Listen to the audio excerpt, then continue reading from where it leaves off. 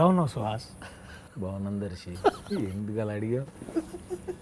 Opening ఎలా చేయాలో అర్థం కాదు. నేను ఇంకా ఇట్లా పెద్దగా ఏమన్నా ఇట్లా ఓపెనింగ్ లైక్ ఇట్లా ఇంట్రడ్యూసింగ్ సుహాస్ లాగా ఏమన్నా ఓపెనింగ్ అట్లా చేద్దాం అనుకున్నా. బట్ సరే, పాయింట్కి వస్తా నేను. జనక అయితే గనక. సో నువ్వు ఇప్పుడు జనకుడు అయ్యావు, నీకు ఎలా ఉంది జనకుడు అయిన తర్వాత? చాలా కొత్తగా ఉంది. ఏం చేయాలి అర్థం కావట్లేదు. ఇంతకుముందు నేను వైఫై కాబట్టి ఉండేది కాదు. బొడ్డోడు పుట్టిన తర్వాత కొత్తగానే ఉంది, కొంచెం భయంగా ఉంది. టైం లైన్ ఎట్లా ఉండింది అంటే, నువ్వు ఈ స్క్రిప్ట్ విన్న తర్వాత బాబు పుట్టాడు బేసిక్లీ, అంతేనా? షూట్ చేస్తున్నప్పుడు బాబు పుట్టాడు. అండ్ ఎట్లుండేది? టూ మైండ్ సెట్స్ ఉండే నీకు ఏమన్నా మధ్యలో? అంటే నీకు ఒక ఆ స్క్రిప్ట్ విని అంటే అందులో అంటే your playing that character of అసలు పిల్లలు వద్దు పిల్లలు ఇదే అని, బట్ నీ కాంట్రీలో నీ లైఫ్, నువ్వు ఇంటికి రాగానే నీకు ఇంట్లో రాగానే బాబు. సో హౌ డిడ్ యూ అంటే నీ స్టేట్ ఆఫ్ మైండ్ ఎట్లా ఉండేది బేసిక్లీ ఆ టైంకి? ప్యారలల్గా జరిగినాయి యాక్చువల్గా. ఇక్కడ షూట్లో చేంజ్ చేస్తాను, ఇంటికి వెళ్ళిన తర్వాత అది చేసేవాడిని. సో ప్యారలల్ అంటే సినిమాకి నాకు పర్సనల్ లైఫ్కి బాగా కనెక్ట్ అయిపోయింది. Okay okay. అది చాలా డిఫరెంట్. ఏంటి షూటింగ్లో అలాగే ఉంది, రియల్ లైఫ్లో కూడా ఇలాగే ఉంది. అందుకని నాకు ఎక్కువ బాగా స్పెషల్ అనిపించింది ఈ ఫిలిం. చాలా బాగుంది. నాకు ట్రైలర్, పర్సనల్గా నేను ట్రైలర్ చూసాను ఇవాళ మధ్యాహ్నం, అండ్ నాకు బాగా నచ్చింది. నాకు ఇంకో మోస్ట్ ఇంపార్టెంట్ థింగ్ ఏంటంటే, మా ఒక మిడిల్ క్లాస్ సెటప్ చూస్తే నాకు సమ్వేర్ యూ ఆల్ ఫీల్ అంటే తెలియకుండానే మనం కనెక్ట్ అవుతూ ఉంటాం. అండ్ నాకు the most connecting part is the family and definitely the actors in the trailer. నేను చూసిన మురళీ శర్మ గారు కానివ్వండి, లేకపోతే రాజేంద్ర ప్రసాద్ గారు లేకపోతే గోపరాజ్ గారు కానివ్వండి, all of this ensemble of cast is very nice. But ఏంటి, what is your most challenging part in the whole thing? Challenging part ఏం లేదంటే ఫుల్ ఎంజాయ్ చేసేసాను. అవునా?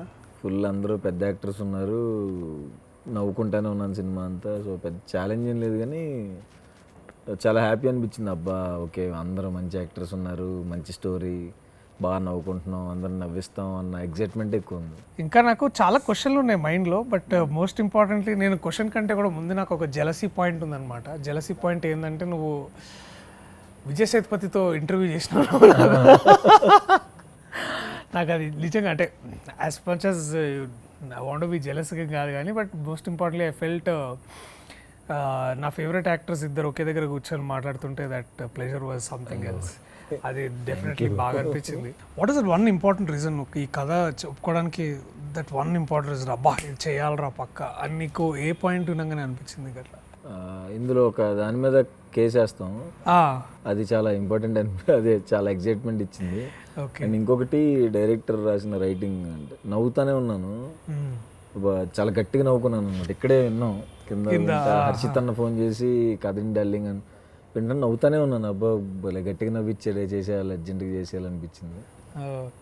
మంచి అంటే ఆ కేసు వేయటం అండ్ ఆ హ్యూమర్, ఫ్యామిలీ ఎమోషన్స్, వైఫ్తో కానీ ఫాదర్తో కానీ ఫ్రెండ్తో అని వెనెల్ కిషోర్ అన్నతో కానీ బాగా ఎంజాయ్ చేశాను. అండ్ ఇంకా అంటే what are the other reasons for you to be like very excited? Like అరే ఇట్లా మొత్తం సినిమా అంతా నవ్వుకున్నాను కాబట్టి, సో మొత్తం సినిమా అంతా ఎగ్జైట్మెంట్ ఇచ్చింది. అందుకే ఆ డేరింగ్ స్టెప్ కూడా వేసి ఆ పని చేశాను. అచ్చా, బై ద వే మీరందరికీ తెలియని కొత్త విషయం ఏంటంటే, దీంతో సార్ డిస్ట్రిబ్యూటర్ కూడా మారారు. అదేదో వాళ్ళ ఇంటి దగ్గర చుట్టుపక్కల కాదు, డైరెక్ట్ అమెరికాలోనే డిస్ట్రిబ్యూట్ చేస్తున్నారు. సో సుహాస్ ఇప్పుడు బ్యానర్ అని పెట్టావా? Fan made films. Fan made films. అందరు ఇక్కడ క్లాప్స్ కొట్టండి, ఇక్కడ క్లోజప్ వేయండి బేసికలీ. సో డిస్ట్రిబ్యూటర్గా మారావు అంటే, why do you want to like distribute the film? Cinema చూసిన తర్వాత అనిపించింది, అంటే మనకు అనిపించింది మనం తీసుకుందాం, మనకి మైండ్లో చాలా ఉంటాయి. బట్ దిల్ రాజు సార్ని అడగాలంటే ఏం అడగాలి? నాకున్న మొహమాటానికి ఏమీ అడగలేము. అది కరెక్ట్గా వాటర్ కావాలని కూడా అడగలేము. ఎలా పరిస్థితి ఏంటి, ఎలా అడిగితే ఏమనుకుంటారు, ఏంటి ఎట్లా అనుకుంటారేమో అని భయపడుతూనే అడిగాను. సరే ఒకసారి ట్రై చేద్దాం కదా అని అడిగిన వెంటనే అవునా ఓకే చేస్తావాడు అని అయితే తీసుకొని ఇమీడియట్గా ఓకే థ్యాంక్ యూ సార్. చాలా చాలా ఈజీగా అయిపోయినట్టు. ఈజీగా అయిపోయింది. అదే అందరూ అడుగుతున్నాను అంతే, ఎలా డీల్ చేసావు అని అడిగారు. ఒకసారి సార్ ఇట్లా అనిపిస్తుంది నాకు, తీసుకుని ఇస్తారా అని అడిగి ఇమీడియట్గా ఓకే అన్నారు. So super happy. వెయిటింగ్ ఆ జర్నీ ఎలా ఉంటుందని చూస్తున్నాను. బట్ నాకు అదే జర్నీ అన్నావు కాబట్టి నాకు ఇంకా బాగా గుర్తు. అంటే నాకు ఇంకా రిమెంబర్ లైక్ బిఫోర్ అంటే డబ్ స్మాష్ రోజుల్లో నువ్వు అది బాహుబలి ఇది అది చేసే చూడు కాలకే అది నిండా కోస్తే అక్కడి నుంచి అంటే నాకు ద మోస్ట్ డిఫైనింగ్ మూమెంట్ ఏంటంటే తర్వాత నువ్వు ఆర్టిస్ట్ అని అదొక కళాకారుడు అది. తర్వాత and other most defining moment నాకు గుర్తుండేది ఏంటంటే కలర్ ఫోటో ఆబ్వియస్లీ. అండ్ మళ్ళీ కలర్ ఫోటో నుంచి మళ్ళీ జనక అయితే గనక దాదాపు ఒక 10 years. నేనైతే చాలా క్లియర్ చేంజెస్ చూసిన అంటే as an actor the rise of Suhas. But నీకు what are the essential changes that నీకేం అనిపిస్తున్నాయి నీకు వ్యక్తిగతంగా? నాకేం అంటే చేంజెస్ ఏమో తెలియదు కానీ ఇప్పుడు రెమ్యునరేషన్ అని చెప్పకు తర్వాత. కాదు నాకు అడిగావు కాబట్టి నాకు ఆ జర్నీ గుర్తుకొచ్చి కొన్ని చెప్దాం అనుకుంటున్నా. మేమిద్దరం ఆయన పెళ్లి చూపులు షూటింగ్లో ఉన్నప్పుడు ఒక బబుల్ గమ్ యాడేనా మనం తేజ్ అన్నదానికి ఒక ఆడిషన్కి వచ్చాము. రైట్, ఇద్దరం కలిపి ఒక ఆడిషన్కి ఇచ్చాము క్యారెక్టర్కి. అప్పుడు మనిషి అది సెలెక్ట్ అయ్యాడు ఆ క్యారెక్టర్కి. అయితే ఒక సినిమా చేస్తున్నాను పెళ్లి చూపులు అని, నాకు దాని మీద చాలా నమ్మకం ఉంది. సో మళ్ళీ ఇప్పుడు దీనికి డేట్లు ఇచ్చి అది సినిమా చేస్తున్నాను కదా అని చెప్పి ఓకే ఓకే ఓకే అనుకున్నా. అప్పుడు సినిమా షార్ట్ ఫిల్మ్ ఆయన ఫేమస్ అయిపోయాడు తరుణ్ భాస్కర్. అండ్ తర్వాత వచ్చిన తర్వాత ఇంకా అసలు అందరికీ ఇన్స్పిరేషన్గా. నువ్వు ఆడిషన్ చేసావు కదా పెళ్లి చూపులు కూడా? పెళ్లి చూపులు గుర్తుంది నాకు, ఐ రిమెంబర్ టెలింగ్. మనం ఆ యాడ్ చేస్తున్నప్పుడు నువ్వు అన్నావు పెళ్లి చూపులు చేస్తున్నాను నాకు నమ్మకం ఉంది అని. బట్ అది ఎక్కడ దాకా మనందరికీ అదొక అంటే ప్రతి ఒక్క యాక్టర్కి ఒక డిఫైనింగ్ మూమెంట్ ఉంటుంది. నాకు అది ఐ థింక్ నీకు definitely colour photo of course అది దట్ ఈస్ సంథింగ్ అంటే ట్రూలీ అంటే ఒక ఫిలిం మోస్ట్ ఇంపార్టెంట్లీ దాంట్లో నాకేంటంటే the idea that you spoke about colour కానీ లేకపోతే ఇంకా చాలా విషయాలు ఉన్నాయి దాంట్లో మాట్లాడుకోవడానికి. But as we go back long days, long back auditions ఇచ్చుకుంటా, యూట్యూబ్లో వీడియోస్ చేసుకుంటా. But that is something which is more important. So film గురించి నాకు ఇంకా అంటే నువ్వు ఎంత చెప్పొచ్చో నాకు తెలీదు. బట్ నాకు ఇదే డిఆర్పిలో ఫస్ట్ నేను బలగంతో బయటకు వచ్చా, ఇప్పుడు సెకండ్ నువ్వు వస్తున్నావు. హర్షిత్ అన్న నాకు తెలిసి ఆ టైంలో హీ వాజ్ దట్ ఒక క్రియేటివ్ ఫోర్స్, మాకు ఇన్విజిబుల్ క్రియేటివ్ ఫోర్స్. అలాగే హన్షిత గారు కూడా. అండ్ అఫ్ కోర్స్ పైనుంచి అన్నిటికీ ఇట్లా రాజు గారు లేకపోతే శిరీష్ గారు ఇట్లా మధ్య మధ్యలో ఏం చేస్తున్నావు అంటారు. నీకెట్లా ఉండింది వాళ్ళతోటి? అంటే వాళ్ళు ఎంత అఫ్ కోర్స్ నాకు డైరెక్టర్ గురించి చెప్పారు, అవన్నీ చెప్పారు, కానీ నీకెట్లా ఉండింది హర్షిత్ అన్నతోటి వీళ్ళతోటి? నాకు అంటే హర్షిత్ అన్న చాలా ఫ్రెండ్లీ ప్రొడ్యూసర్. ఏదైనా సరే అంటే మనకి సినిమా రిలీజ్కి ముందు ఏ టెన్షన్ లేకుండా డార్లింగ్ మనం బ్లాక్ బస్టర్ కొడుతున్నాం అని చెప్పి ఒక ప్రొడ్యూసరు అంత ఫ్రెండ్లీగా మాట్లాడుతూ డార్లింగ్ ఇంకేం చేద్దాం అదేం చేద్దాం ఇదేం చేద్దాం అని మాట్లాడుతూ ఆయనే కథనిపించారు. అండ్ ఇప్పుడు కూడా రిలీజ్ దగ్గర పడుతున్న హ్యాపీగా నవ్వుకుంటా మనం కొడుతున్నాం డార్లింగ్ అంతే అని. అండ్ ఇంకోటి నాకు హ్యాపీయెస్ట్ థింగ్ ఏంటంటే మన స్ట్రగ్లింగ్ డేస్ గుర్తుకొచ్చి అప్పుడు ఆడిషనప్పుడు కలిపి వెళ్ళి అదే ప్రొడక్షన్లో నువ్వు అది చేసి బలగం ఇప్పుడు నేను ఆ ఎక్స్పెక్టేషన్స్ టచ్ చేయగలనా లేదని భయం వేస్తుంది. ఇప్పుడు ఇద్దరం ఇప్పుడు ఇక్కడ అంటే కథకి డిఫరెన్స్ ఉంటుంది కాబట్టి మనం దానికి అంటే కంపారిజన్ అసలు ఎట్లాగా చేసుకోలేము. కాబట్టి నేను అనేది ఏంటంటే నాకు ద మోస్ట్ ఇంపార్టెంట్ థింగ్ ఏంటంటే ఇప్పుడు ఎస్విసిసిలో అఫ్కోర్స్ ఇప్పుడు ఒక గేమ్ చేంజర్ నడుస్తూ ఉంటుంది, అదే టైంలో ఒక బలగం కూడా నడుస్తూ ఉంటుంది. నాకు ఎందుకంటే నాకు బాగా గుర్తు, నేను గేమ్ చేంజర్ షూటింగ్కి వెళ్ళి బలగంకి వచ్చేవాడు అనమాట. సో నేను సడన్గా అక్కడికి వెళ్తే అక్కడంతా ఇదేదో వేరే ప్రపంచంలో ఉందని సడన్గా అక్కడి నుంచి మళ్ళీ కారుకి మళ్ళీ సిరిసిల్ల వెళ్తే అది అక్కడ ఇంకొక వేరేలా ఉంటుంది. బట్ ఐ థింక్ అది the band with in production house అది నాకు చాలా చాలా బాగా అనిపించేది. I think that is a speciality of the team. అది స్పెషల్లీ నాకు కూడా అనిపించేది ఏంటంటే దట్ దిల్ రాజు గారు కానివ్వండి, లేకపోతే శిరీష్ గారు కానివ్వండి, లేకపోతే హర్షిత్ అన్న, వీళ్ళందరూ ఏంటంటే ఒకేసారి మైండ్లో ఒక 2-3 ఆపరేషన్స్ ఎప్పుడు నడుస్తూ ఉంటాయి. సో దట్ ఈస్ సంథింగ్ ఎట్లా చేస్తారో వాళ్ళకే తెలియాలి. నేనైతే ఊహించుకొని కూడా అమ్మో నా వల్ల కాదు అనిపిస్తుంది. Going back a little, I wanted to know నువ్వు చిన్నప్పుడు పెరిగినప్పుడు ఎట్లా ఉండింది, అండ్ నువ్వు ఇప్పుడు ఒక అంటే అలాంటి క్యారెక్టర్లు అంటే ఫర్ ఎగ్జాంపుల్ లెట్స్ సే నువ్వు చిన్నగా ఉన్నప్పుడు బహుశా ఇప్పుడు ఈ సినిమాలో నీ వయసు అంతా మీ నాన్నగారు ఉండుంటారు. ఈ సినిమా ఈ సీన్స్ కానీ లేకపోతే మళ్ళీ నీకు ఎట్లయినా చిన్నప్పుడు నీకు ఎప్పుడైనా కనెక్షన్స్ వచ్చినాయా? డెఫినెట్గా వచ్చింది. లైక్ ఏ సందర్భాలు బాగా నీకు ఇట్లా రిలేటబుల్ అనిపించాయి? అంటే ఫాదర్తో జరిగిన సీన్స్ అయితే యాక్చువల్గా అంటే మన ఫ్యామిలీస్లో జరిగేది. అంటే మనం బయట నాన్నగారు ఇలాంటి అలా ఉండదు కదా, ఏంటి నాన్న ఏంటంటే ఏంట్రా ఏంటి అని చెప్పి కొడుతున్నట్టే ఉంటుంది. సో మా ఫాదర్ నేను ఎట్లా ఉన్నామో కొంచెం ఇద్దరం ర్యాష్గానే మాట్లాడుకుంటాం, అంటే కొంచెం స్ట్రాంగ్గానే ఏంటి ఏంటి అన్నట్టు మాట్లాడుకుంటాం, బట్ అందులో ప్రేమ ఉంటుంది. అవును అవును. సో అది చాలా మిడిల్ క్లాస్ ఫ్యామిలీస్ లో కామన్. అది నేను మా నాన్నతో అలాగే మాట్లాడతా. అవును.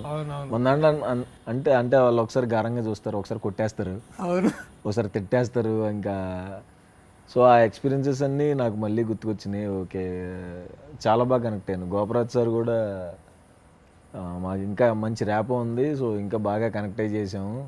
ఫోన్ చేసినప్పుడు మా నాన్నకు కూడా చేసి మనకు జరిగిన సీన్ ఇవాళ ఒకటి జరిగింది షూట్లో అని చెప్పి ఏంటి ఏంటి ఏంటి అంటే ఫాదర్ సన్ అంటే మధ్యలో నాన్నగారు అలా కాకుండా సో రియల్గా ఏం జరిగిద్ది మన దగ్గర, తిట్టుకోవటం అరుచుకోవటమే జరిగిద్ది కదా, సో అందులో కూడా లవ్ ఉంటుంది కదా, అది కనపడుతుంది. But what was the most అంటే నీకు గుర్తుండిపోయే సందర్భం అంటే ఆఫ్టర్ యూ టర్న్ యాక్టర్? అదే ఇనిషియల్లీ కూడా వాళ్ళ సపోర్ట్ ఉండిందా యాక్టింగ్లో? అంటే నువ్వు వెన్ చాయ్ బిస్కెట్లో ఉన్నప్పుడు బేసికలీ ఉండేదంటే భయపడేవాళ్ళు.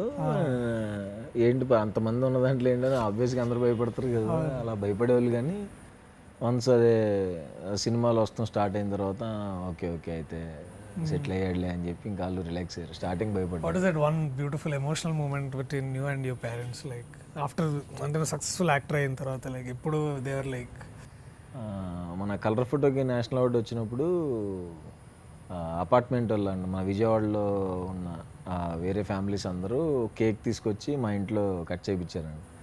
సో ఇలా కేక్ కట్ చేయించారండి. మా నాన్న ఇప్పుడు నన్ను తిట్టడమే తప్ప పొగట్టం వెరీ రేర్. అవును, అంటే పొగిడితే మనం కూడా ఎక్కేస్తాం కాబట్టి వాళ్ళు పొగడరేమో నా కరెక్ట్ కరెక్ట్. ఇలా అయిందిరా, ఇలా కట్ చేయించారు, కంగ్రాచులేషన్స్ అని చెప్పి అది చాలా భలే అనిపించింది ఆ మూమెంట్. అంటే అది కూడా మళ్ళీ ఇలా కంగ్రాచులేషన్స్ అని అలా కాదు, కంగ్రాచులేషన్స్ ఇలా కట్ చేయించారు, సర్లే వచ్చిందని మళ్ళీ ఓవర్ యాక్షన్ చేయక బాయ్ వచ్చిందని ఓవర్ యాక్షన్. అది ట్రూలీ అది నాన్న అలాగే ఉంటుంది నాకు కూడా. అంటే ఐ రిమెంబర్ కోవిడ్లో ఆబ్వియస్లీ ఇంట్లో ఉన్నాం కదా, బాగా నేను పొట్టొచ్చింది. సరే ఇక నేను అప్పుడు మెయిల్ సినిమా షూటింగ్లో ఉండే. సో ఆ సినిమాలో ఏంటంటే వీడికి కొంచెం తాగుబోతు అది అని అట్లాంటి క్యారెక్టర్ ఉండింది. సో నేను పెద్ద వర్కౌట్ చేయలే. ఇంకా సరేలే ఎలాగో ఊర్లో తాగుబోదంటే వాడు అందరికి ఫ్లాట్ స్టమక్ ఉండాలి అంటే ఇట్లాగే బయటకు ఉంటుందని నేను అలాగే ఇంకా ఎక్కువ తిని ఇంకా క్యారెక్టర్గా చేసేవాడు అనమాట. సో షూటింగ్ ఇంటికి వస్తే ఏం యాక్టర్ ఏంటో వాడు చూడు ఆ పొట్టేసుకొని ఎలా తిరుగుతున్నాడు వాడు, తగ్గి కొంచెం తగ్గి అని. అది భలే అంటే మనల్ని బయట ఎవరు ట్రోల్ చేయాల్సిన అవసరం లేదు. ఇంకెవరు బయట ట్రోల్ చేసినా కూడా మనకి ఆ బొక్కలే మా ఇంట్లోకి రాను చూపిస్తా. ఈ డైలాగ్ అయితే అందరిలో ఉంటుంది, ఈడి పొట్టేసుకుని ఈడే పెద్ద యాక్టర్ అంట. సో అది అట్లా ఇంకేమైనా చెప్తారా నీకు యాక్టర్ అయ్యేవాడు ఇట్లా మెయింటైన్ చేయాలి అట్లాంటి ఏమైనా చెప్తారా ఇంట్లో మీ ఫాదర్ కానీ మదర్ కానీ?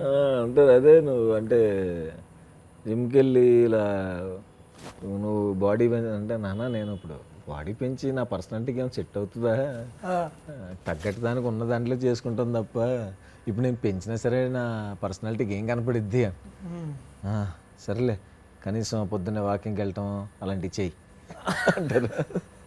బట్ నువ్వు రెగ్యులర్గా జిమ్కి వెళ్తున్నావు కదా, I think definitely I think అది మనకు తప్పదులే. అది ఆబ్వియస్లీ పాడదు జాబ్. అంటే ఎంత ఇబ్బంది ఉన్నా సరే we have to definitely work out, అది ఉంటుంది. బట్ హూజ్ యువర్ సైడ్, అమ్మనా నాన్ననా? లైక్ ఈ సినిమాలో నీకంటే నీకు బాగా ఫేవర్గా ఉండేది ఎవరు, మా అమ్మనా నాన్ననా? జనక అయితే గనకాలో వైఫ్ ఉంటుంది. ఓహో ఓకే ఓకే. అండ్ బయట రియల్ లైఫ్లో అయితే? రియల్ లైఫ్లో అయితే పేరెంట్స్ అండ్ వైఫ్ ముగ్గురు ఓకే సేమ్, రైట్, ముగ్గురు ఒకేలాగా సపోర్ట్ చేస్తారు. సో మనం చిన్నప్పటి నుంచి definitely for example Rajendra Prasad గారు కానివ్వండి, ఆయన మనం చూసుకుంటూ పెరిగాం ఆయన బేసికలీ. నేనైతే ఎప్పుడు అనుకోలే, అంటే బహుశా వీళ్ళతో ఎప్పుడైనా ఇట్లా చూస్తే సరిపోద్దనే రేంజ్ నుంచి నాకు ఈ ట్రైలర్లో బాగా నచ్చింది ఏంటంటే that there is Rajendra Prasad గారు, ఆయన జడ్జిగా కూర్చున్నారు. అండ్ ఇది ఫస్ట్ మన వారితోటి. అవును. అలాగే మురళీ శర్మ గారు కూడా అఫ్ కోర్స్ నేను అప్పుడు చిన్నప్పుడు అతిథి సినిమా చూసి ఎవడరా వీడు ఇలా ఉన్నాడు అని తేడాగా, అంటే డ్యూ రెస్పెక్ట్ మురళీ శర్మ గారు, బట్ ఆయన దాంట్లో కైజర్ అనే క్యారెక్టర్ చేసి అసలు ఇంత సైకో ఏంట్రా అన్నట్టు అది ఉంటుంది అతిథి సినిమాలో. అలాగే రాజేంద్ర ప్రసాద్ అంటే is a legend by himself. I feel అంటే ఇప్పుడు అంటే నాకు ట్రైలర్ ఎండ్లో బేసికలీ నాకు తెలిసి ఏంటంటే అది ఇంకా చాలా ఎక్కువ ఉంటుంది, ఎందుకంటే అదేదో ఒక పెద్ద కేసును ఫైట్ చేస్తున్నావు అని అనిపించింది. 2 things ఒకటి అడగాలి ఏంటంటే, ఒకటి ఏంటంటే ఇలాంటి కేసు నువ్వు ఫైట్ చేస్తున్నప్పుడు కథలో ఎస్పెషల్లీ పేరెంట్స్ సపోర్ట్ కానీ వాళ్ళది ఎట్లుంది అనేది ఒకటి. తర్వాత నువ్వు డెఫినెట్లీ బోన్లో నించొని మురళీ శర్మ గారితో అలాగే రాజేంద్ర ప్రసాద్ గారితో ఉన్నప్పుడు ఏం నేర్చుకున్నావు? అంటే లైక్ అంటే ఫస్ట్ టైం కాబట్టి like 2 things I wanted to know. నాకు ఫస్ట్ టైం అంటే రాజేంద్ర ప్రసాద్ గారు అంటే ఆబ్వియస్గా నాకు ఏప్రిల్ 1 విడుదల ఆల్ టైమ్ ఫేవరెట్. నా పెళ్ళంట అంటే ఆయన అన్ని మనం జనరల్గా యూట్యూబ్లో కూర్చుంటే రాజేంద్ర ప్రసాద్ గారి మూవీస్ అని సెర్చ్ చేస్తాం ఎప్పుడైనా ఖాళీ కూర్చుంటే. సో చాలా క్వశ్చన్లు ఉంటాయి కదా, అడగొచ్చా సీనియర్ యాక్టర్ ఏమన్నా అంటారో ఏంటో అని ఒక భయం ఉండేది. వచ్చిన వెంటనే ఆయన వచ్చి మాట్లాడిన వెంటనే ఫస్ట్ మన దగ్గర ఉన్నాయన్నీ కక్కేసాను. సార్ ఆ డైలాగు ఈ డైలాగు ఇది ఆ సినిమాలో ఈ డైలాగు భలే ఉంటుంది సార్, అది సార్ ఇది సార్ ఇది సార్ అని చెప్పి మొత్తం కక్కేసాను. ఆయన కూడా చాలా ప్రేమగా చూసుకునేవారు, లంచ్కి పిలిచేవాళ్ళు, పెట్టేవాళ్ళు. తర్వాత ఇది ఇట్లా చేస్తే బాగుంటుంది అని చెప్పేవారు. నేనేమో అప్పుడు ఆ పాత సార్ అప్పుడు ఎలా ఉండేది సార్ ఇట్లా, అది మీ ఇంప్రూవైజేషనే కదా సార్, సార్ అది రైటర్ రాయలేదు మీదే కదా పక్కా మీదే కదా సార్, ఇంప్రూవైజ్ చేశారు కదా సార్ ఇలా అడిగేవాళ్ళని. అండ్ ఆయన కూడా చాలా బాగా ఓపిక్గా చెప్పేవాళ్ళు ఆన్సర్స్. అండ్ మురళీ శర్మ గారితో నాకు మాట్లాడాను, ఆయనతో కూడా కొంచెం ఎందుకు భయం వేసింది మాట్లాడాలంటే. అండ్ వెన్నెల కిషోర్ అన్నది సినిమాలో సినిమా చూసిన తర్వాత అయితే అందరూ వెన్నెల కిషోర్ అన్న గురించి చాలా గట్టిగా మాట్లాడుకుంటారు ఈ సినిమాలో. డెఫినెట్లీ ఆయన ఎక్కడున్నా సరే అది బేసికల్లీ అది అక్కడ స్పేస్ ఉండదు కానీ ఆయన తీసేసుకుంటాడు ఒక్కోసారి అవసరం అయితే. అసలు చాలా కంట్రోల్ చేసుకున్నాడు. అమ్మ బాబోయ్ వీళ్ళ ముందు పర్ఫామ్ చేయటం ఇంత కష్టమా, నవ్వు కంట్రోల్ చేసుకుని చేయటం అంటే ఇంత కష్టమా అని. ప్రభాస్ సీన్ అన్న, వెన్నెల కిషోర్ అన్న, రాజేంద్ర ప్రసాద్ గారిది వాళ్ళ ముగ్గురిది నేను చాలా బాగా ఎంజాయ్ చేశాను. మంచి అంటే వాళ్ళ ముందు ఎలా ఉండాలో మనకు అర్థం కాదు, ఒక దగ్గర నుంచి బాబాయ్ ఫస్ట్ టైం అంతమంది ఆర్టిస్టులతో చేస్తున్నాము ఎలా ఉంటుంది ఏమంటారు అని ఒక భయంతోనే చేశాను. బట్ ఎంజాయ్ చేశాను, నన్ను వాళ్ళు ఫ్రీ కంఫర్టబుల్ చేశారు. ఓకే. అండ్ ఎన్ని రోజులు ఉండే జనరల్లీ వాంటెడ్ టు క్యూరియస్, ఎందుకంటే కోర్ట్ ఎపిసోడ్ ఎన్ని రోజులు షూట్ చేశారు? కోర్ట్ ఎపిసోడ్ ఒక 15 days to 20 days చేశారు, ఇంకా ముందే అయినట్టుంది. మొత్తం టోటల్ సినిమా అయితే 47 daysలో అయిపోయింది. Wow, super. 47 daysలో అయిపోయింది. అండ్ ఫుల్ ఎంజాయ్ చేశాను. ఫస్ట్ టైం అంత పెద్ద ఆర్టిస్టులు అండ్ దిల్రాజ్ సార్తో అండ్ కొంచెం బడ్జెట్ పెట్టారు దీనికి. సో అన్ని రకాలుగా ఎగ్జైట్మెంట్ ఉంది. ఎందుకంటే సందీప్ని చూస్తుంటే నాకు ఇట్లా అంటే ఇట్లా చాలా సీరియస్గా మనిషి, చాలా ఏదో ఆలోచిస్తున్నట్టు. ఇప్పుడు అంటే అఫ్కోర్స్ డైరెక్టర్లు చాలామంది అలాగే ఉంటాడు, కానీ ఆ ట్రైలర్ చూస్తే మాత్రం that the whole fun was there. But అంటే సందీప్ ఈ పాయింట్ చెప్పినప్పుడు నీకు చేయాలని గట్టిగా అనిపించింది అంటే because that's a very entertaining film అది అని. అండ్ జనరల్లీ ఒక్కోసారి ఏంటంటే నేను కొన్నిసార్లు ఇప్పుడు డార్లింగ్ సినిమా చేసినప్పుడు నేను ఆ డైరెక్టర్ కాపీ కొట్టేవాడు అనమాట కొన్నిసార్లు. What is that these qualities that సందీప్లో నీకు బాగా నచ్చే క్వాలిటీస్ ఏంటి? లైక్ హ్యూమర్, తను ఎప్పుడు అంటే సీరియస్ విషయం కూడా ఏమన్నా మాట్లాడితే తను జోక్గా చేసి చెప్పేస్తాడు. ఓకే. అండ్ తను అంటే వాళ్ళ మదర్కి ఇప్పుడు ఒంట్లో బాగోలేదు, సినిమా రిలీజ్ దగ్గర పడింది. బట్ కొంచెం అవి కూడా ఫేస్ చేస్తూ ఆయన సినిమా పనుల మీద ఉంటూ అయినా జోకులు వేస్తాడు. సో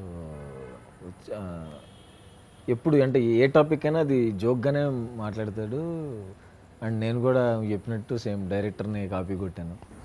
తను ఏం చెప్తే తను మంచి యాక్టర్, బాగా యాక్ట్ చేసి చూపించాడు. యాక్చువల్లీ అది ఫాలో అయితే చాలే, అది అచీవ్ చేస్తే సరిపోద్దేమో, ఆయన ఇమిటేట్ చేస్తే చాలా అనిపించి ఇంకా ఆయన ఇమిటేట్ చేశాను. రైట్. ఓకే.